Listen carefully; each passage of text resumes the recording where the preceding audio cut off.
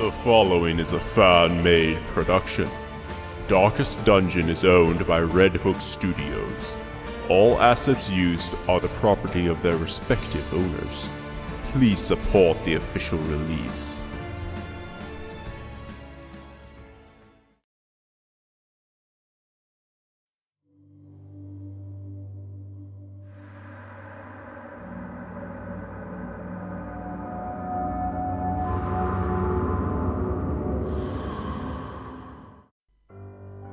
To whomever may be the reader, this is a private journal. Please refrain from reading any further and return this item to its rightful owner. You may find me using the map provided. Thank you. Signed, Uriah.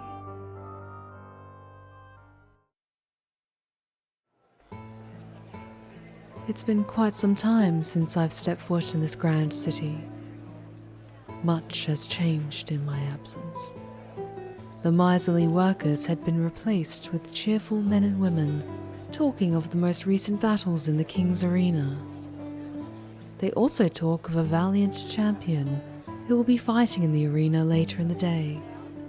I tried to brush off the chatter, but as I wandered about, all I heard was more and more of this man's heroic feats. With my interest piqued, I'll be making my way to the gladiatorial ring soon. Typical. I took a wrong turn on my way to the arena and ended up in a rather droll part of the city, which served as a home to many vulgar and unscrupulous individuals. It was only predictable that I would be stopped by a group of these thugs, looking to strip me of my belongings. A rather poor choice of words and hands that touched places they shouldn't have resulted in an unpleasant series of events that took up more of my time than I had hoped. The praised hero would begin his fight soon, so I hastily picked up my mirror and made my way to the Colosseum.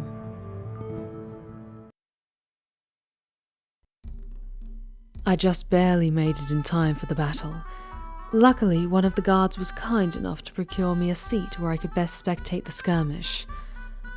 As the gates opened, a single man emerged, and I sat amongst the crowd in awe. The audience cheered in excitement. The warrior was the physical embodiment of perfection. His chiseled body told of a man who'd seen rigorous battles, while his long flowing hair would have many believe he was born from the gods. In one hand he held a fisherman's net, and in the other an ornate trident. He was so perfect that I had reason to believe he had attained his beauty through obscure means, just as I had. Amongst the crowd's cheering admiration, the hero's adversary appeared. On the opposite side of the arena, a rusted gate opened, and what emerged was a behemoth, pulled in chains by beastmasters. It was a creature from a children's tale, a hulking monster covered in iron spikes and decorated with scars. The citizens greeted this thing with mocking shouts and vulgar insults. Despite this menacing beast, the champion did not show an ounce of fear, but instead smirked with confidence.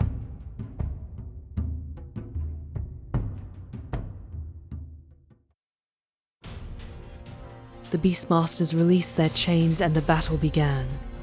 At first I had my doubts. The monster was the size of 10 men and shook the earth with every step.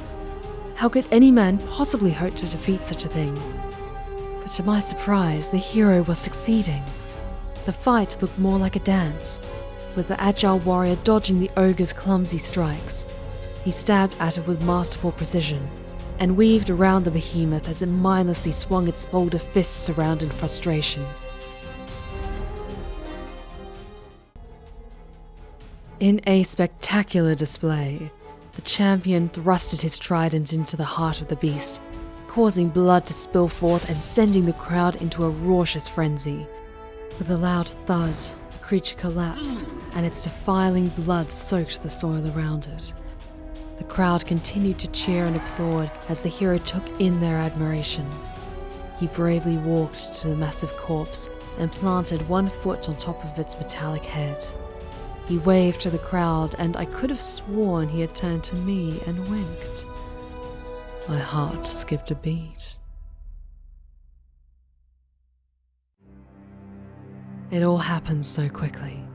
Our admiration quickly turned to horror as the beast revealed that it was still alive. The creature caught the hero's leg in an iron grip. It pulled the man to the ground, and with its other fist, it slammed down on the champion's face. A single scream was all we heard as the behemoth smashed the man's head and splattered bits of him all around. It slowly stood back up, covered in the gore of its victim. A moment of shock soon shifted to panic and anguish as the torn crowd began to demand justice. The crowd entered a vengeful frenzy as they shouted for the guards. I quickly took my leave, and the last thing I saw was the beast running rampant on the beastmasters that tried to subdue it. Even as I hastily made my way out of the amphitheater's gates, I could still hear the frantic shouts of the crowd and the trembling of the earth itself. It had been interesting returning to my city of origin, but I sense a riot will soon break out, and I plan to depart long before it has any effect on me.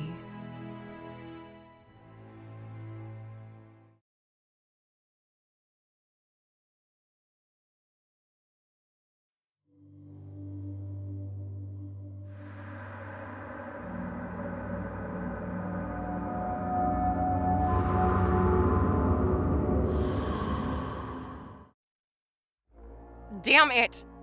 One of the damsels escaped. Ascot must have tied the knots wrong, and now the wench is out in the woods. That idiot!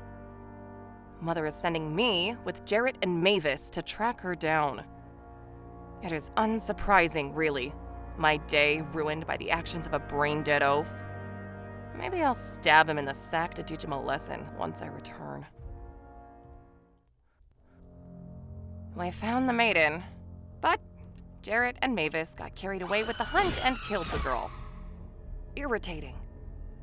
I returned to Mother immediately to tell her. She was furious. She gathered up the lot of us after Jarrett and Mavis returned to make an example of them. A life for a life, she always says. Had the two of them fight to the death. They ended up killing each other. Jarrett had his guts splayed out, while Mavis got his skull crushed. Gruesome scene, but that's two more jackasses I won't have to deal with. I am being sent by Mother on another hunt. This time, we're taking one of those exotic women from the east. They're passing through here soon, and I am in charge of tracking this one. That useless cockroach Ascot's coming along. He's only dead weight to me. He will be good fodder, at the very least. We got the girl, but at heavy cost. The damn guards used some foreign fighting technique. Nothing I've ever seen before. Caught us off guard, but we outnumbered them. Ascot died in the ambush, only good thing to come of this. The damn wench doesn't even speak sense, talking in some foreign tongue. Had to slap some quiet into her. This one better be worth whatever Mother is getting. This is more work than I prefer in a single day, and it is putting me in a worse mood. We brought her back to Mother, and she sent us to meet up with the lot that asked for this foreign sheep in the first place. A bunch of nobles they are. The head of them has an acquired taste for imported goods, and is offering us bountiful amounts of food, weapons, armor, whatever we want, for this fragile thing. I will be there to oversee the trade. That contemptible, whorish excuse for human cattle. That slit-eyed profligate grabbed hold of my damned hood. I knocked her right off her feet like the harlot she is. And she hit her pretty little head on a table. Now her blood is on my hands, and Mother wants revenge. I ran as fast as I could out of there. I am not dying for some debauched little waif.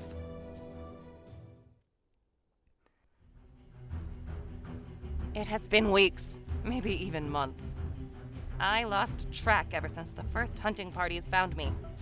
That crazed hag never forgets a grudge. A life for a life. Nothing but deranged drivel from that witch.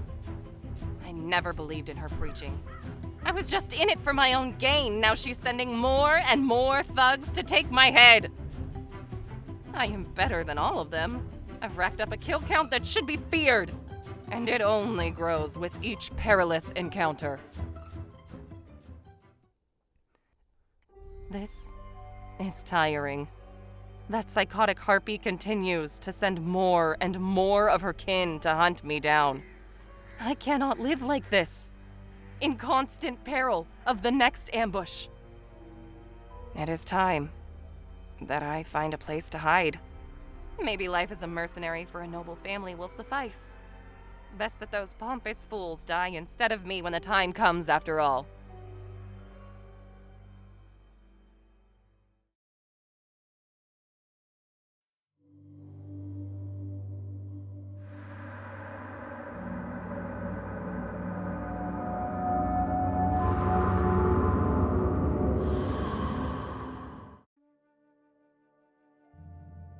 I've been told that keeping a journal can help take my mind off the lingering dread that this wretched place can invite. So, I might as well start now. We've been tasked with exploring a portion of the Wealds. A place that brings back many unpleasant memories, but one that I know better than anyone. I will be accompanied by Turret and Aldwin. While Turret can be brash sometimes and Aldwin reckless, they make for an effective and reliable crew. Also assigned to us is a new face. One that troubles me.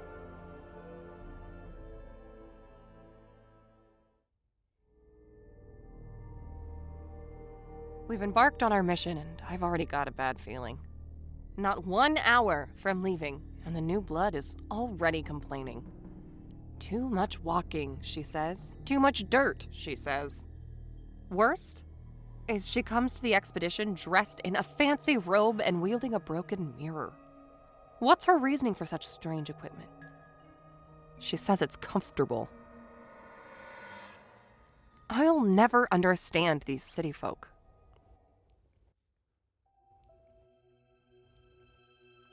Our first encounter in this wretched place almost ended in disaster. But the recruit pulled through. Turns out she's some witch. Using her broken mirror to conjure some healing magic. Made Turret right as rain when he got stabbed by some cultist. Aldwin's taken a liking to her, but I've grown suspicious. Everything is going smoothly. I sit and write this as we rest by the campfire. The witch lady is trading compliments with Turret. Some rubbish I'll never understand. I have to admit, even for a damsel raised in the cities, she is extraordinarily beautiful. Flawless skin, with a soothing voice. The only thing wrong is that damn mirror of hers. Shattered and scratched up, like it's older than her. Very strange.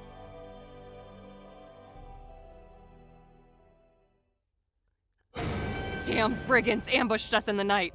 Different lot than the last ones I used to run with, but their behavior was no different. Poor Aldwin was the first victim. One of the brutes stabbed him right in the gut and sliced him open. He died laying in a pool of his own blood. Before I could even grab my bow, one of their rangers blasted my arm.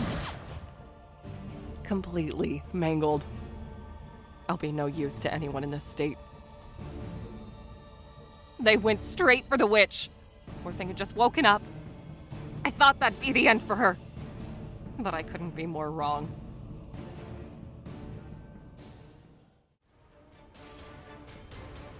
The damned witch dropped her mirror to reveal her hideous form.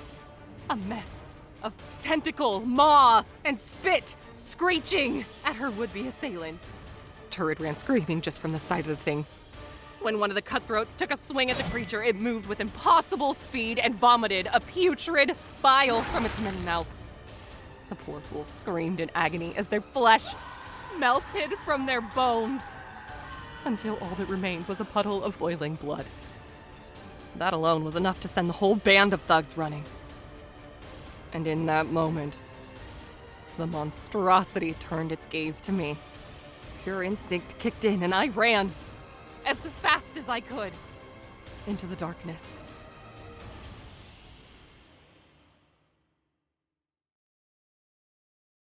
The wound is infected.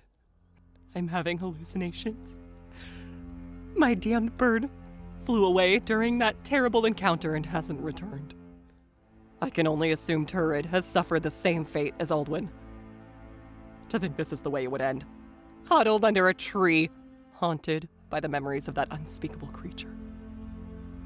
I thought I'd be redeemed for my sins, but instead I die. Forgotten. Forgotten, like so many other countless souls. I thought I was ready to fight the horrors. But now, I know better.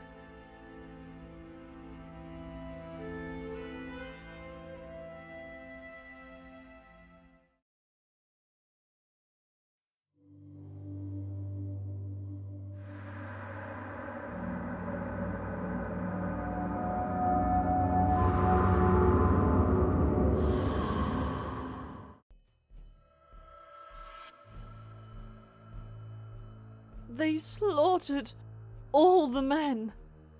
My husband, my brother, even my own son. They have us all tied up, ready for whatever cruel fate they wish to inflict on us. They're slavers. I have heard of what happened to the neighboring clans, and we have become their next victims. I pray that we will be rescued soon. I cannot imagine what will become of me in this hellish place. They treat us worse than cattle.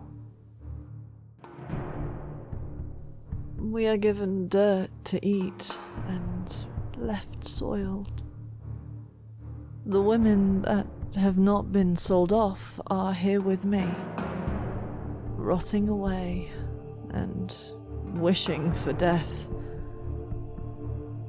The birds surround us, eager to feast on our broken bodies. But I feel a connection. They ask for a sacrifice in exchange for freedom. They want to know that I am willing to give. The others yell and kick them away, but I allow them to approach me.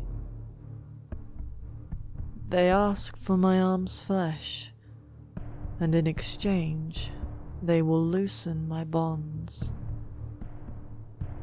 I accept.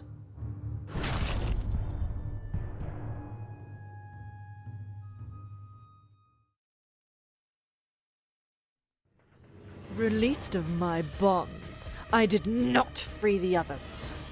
They refused the gifts of the flock and do not deserve the blessing I was bestowed. I carved a path of bodies as I made my way to the leader of this slavers group. The first of many offerings I will make to my newfound family. When I finally found their leader, I did not hesitate to gouge his eyes out and leave him as one final offering for the first feast of my flock.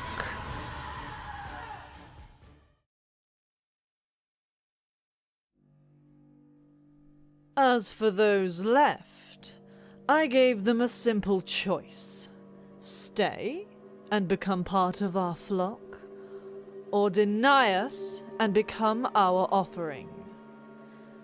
Many refused, and were made examples of. For those who stayed, I made it clear what we stood for. The cycle of life and death is all that matters. A life for a life is the cost for transgression. Every death is an offering. And so long as that one rule is kept, I will respect their way of life. We are shepherds for the weak, and those deemed unworthy will become an offering to our flock.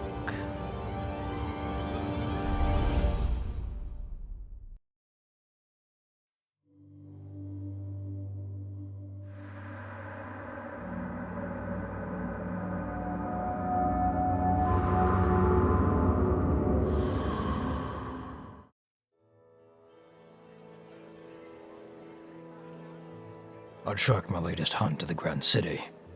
This one will be elusive. Its behavior suggests that it prefers manipulation over direct confrontation. It'll be difficult to identify the creature, given the degeneracy of this city's populace. But I will not give up my search. The light guides me. I found the Hawke. I overestimated its intelligence. It had made itself easy to find based on its arrogant nature and aberrant flaunting. I've announced its debaucheries to the entirety of the city populace, and the hunt will soon begin. The creature fled into the foul shanty towns that sit in the city's shadow. I cannot allow such a thing to exist, so I set the entirety of the corrupted dwellings ablaze. With nowhere to run, it will surely burn for its sins. Many charred corpses were found amongst the aftermath. They are unrecognizable, but I am sure that the witch can be included among them. Despite my radical actions, the city folk do not seem to care for those lost in the fire. Surely they must understand, as I do, that the loss of these peasants is a small price to pay for the eradication of evil. And so, with another monster put down for good, I'll continue my crusade against corruption. This will surely mark me down in the manuscripts as a hero of the light. We have captured the heretical witch that had splintered our faith. I will be responsible for her execution, and there is no punishment more fitting for a false prophet than death by holy fire.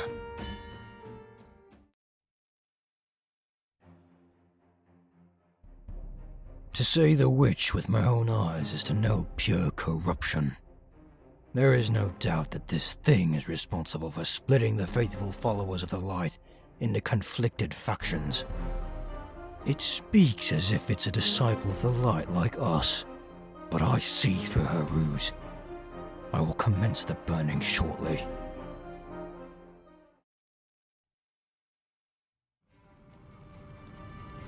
It is an abomination unlike any I have encountered.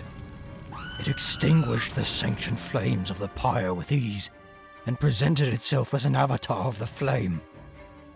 It converted all around me to its falsified fate, and I watched in horror as both peasants and crusaders of the light bowed in unison to this creature of debased prophecies. I retreated from its deformed presence, and now I must warn those that are still pure of its corrupting nature.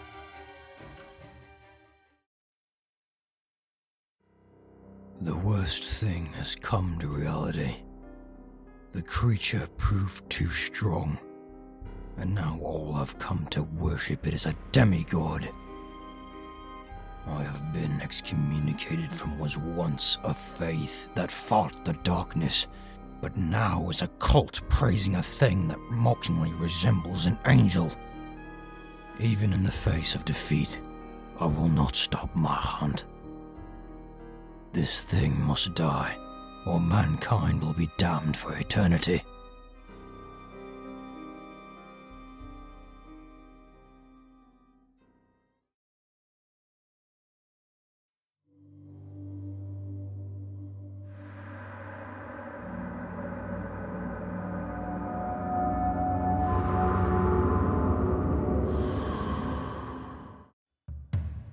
Our plan is in motion.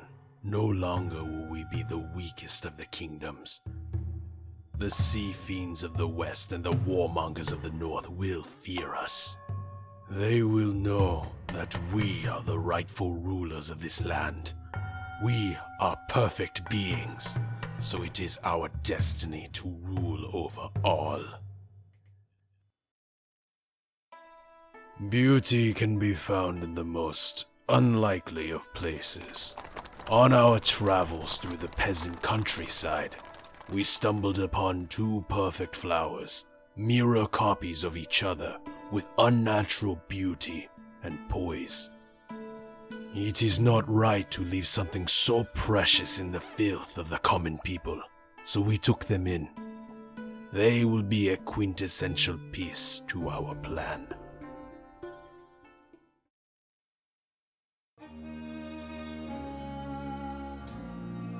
They took quickly to our ways. They are a legend born in flesh. The twin flowers, one that trains in war, another that trains in diplomacy. Their technique is flawless, perfected, and we are eager to see disciples follow their ways. Our army forms quickly. Within years, we will have an army of perfect warriors, trained by the dual embodiment of perfection.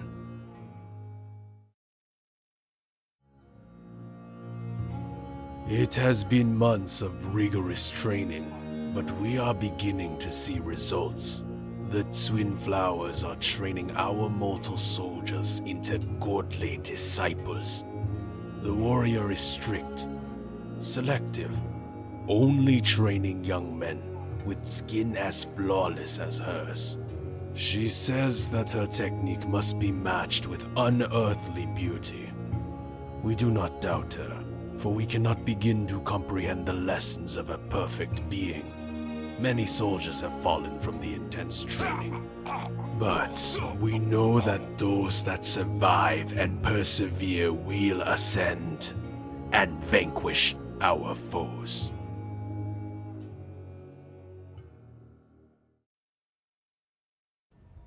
This plan was decades in the making, and finally, the fruits of our labor can be harvested.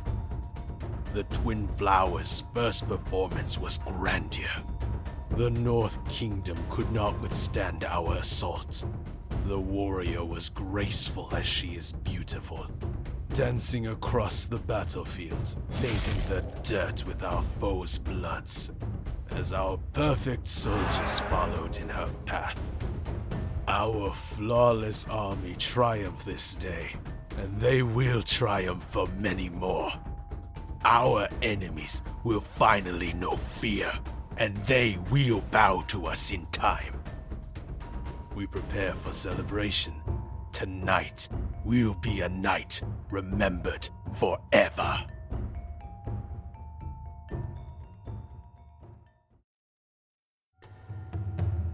A terrible tragedy has befell us.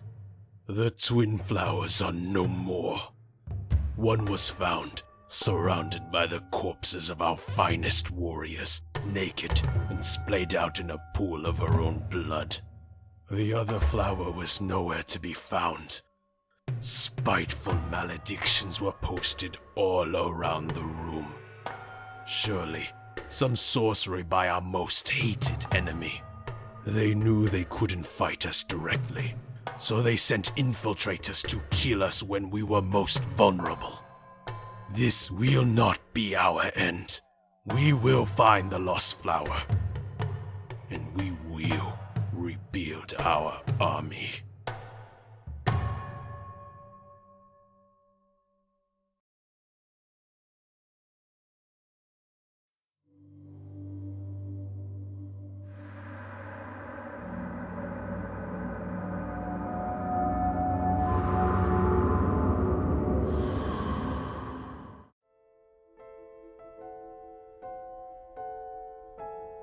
Words hang in the air.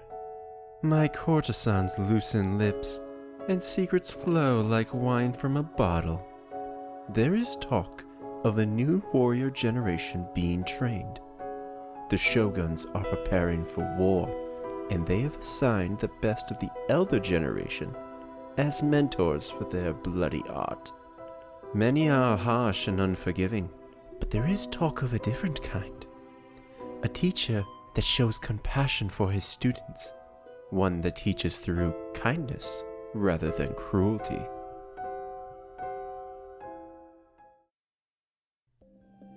Men and women talk, and they speak of a budding secret from the kind teacher.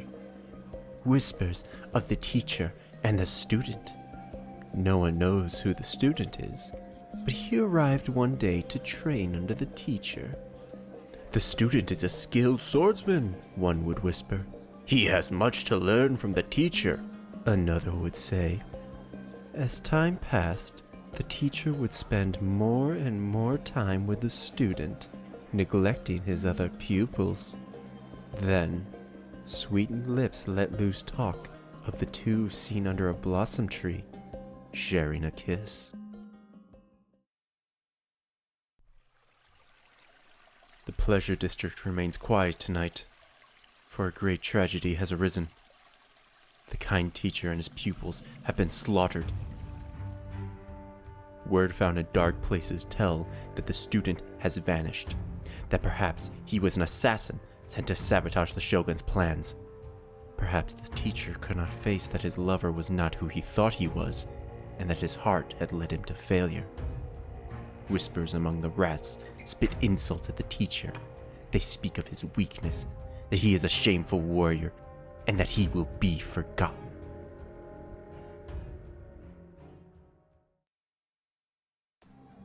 A most interesting secret has been leaked from noble lips. The teacher did not die. They speak that he has returned from the dead, and that the wound believed to have pierced his heart had actually missed. He begs at the Shogun's feet for forgiveness, but the warlords are not so easily swayed. The teacher already died, and his name tarnished and shamed. They decree that with his second life, he must collect 666 souls for the Shoguns. And only when this impossible deed is complete will his name be redeemed. Whether it is truth or lie, this is a most intriguing secret indeed.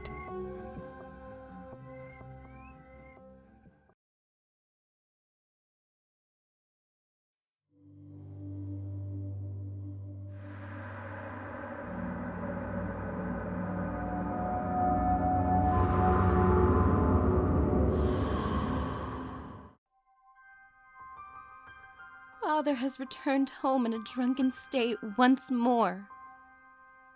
I stay in my bedroom while Mother tries her best to calm him down.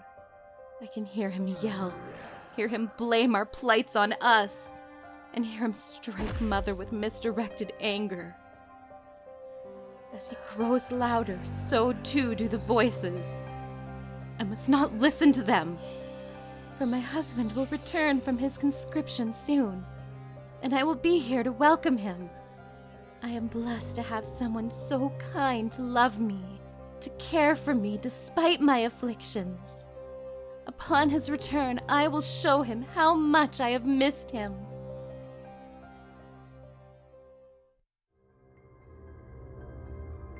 My husband returned, but his first visit was not our home.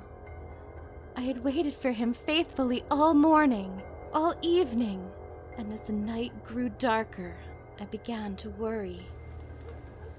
I searched for him throughout the village.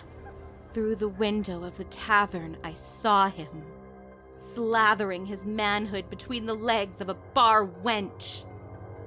It could not be true. This was not my husband. He would never break the vows we made so long ago. This was an imposter. Some insidious demon that had killed my husband, and now mockingly wears his skin. I could not let this creature walk the earth any longer, and the voices agreed.